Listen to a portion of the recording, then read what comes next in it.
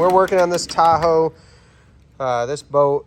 It's all self-tapping screws. So if we look underneath here, that's the head of a self-tapper. It's so funny because this looks like it's in great shape because even though it's gotten wet over the years, it's been able to dry out. But on top, this is what we're dealing with. It's a rusted, corroded, and it's actually a star bit. So a T25 star bit. But they don't always come out. So our next step from here, you could take an angle grinder and go in from the side. It's a pain in the neck. The best route that we found to take is taking about a 1-inch hole saw and just getting it to bite into that plywood. Luckily, the plywood's usually pretty soggy, pretty soft.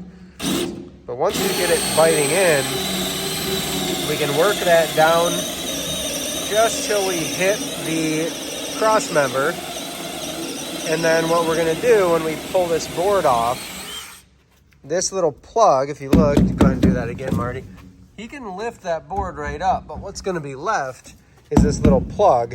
And then what we'll have to do is go around with the angle grinder and cut the plugs flush with our channel. That's what we found to be the fastest. Whatever bolts aren't coming out or self-tapping screws aren't coming out, we're gonna go ahead and just hole saw around them and then take an extra step to zip them with the angle grinder. And then the boards will come off.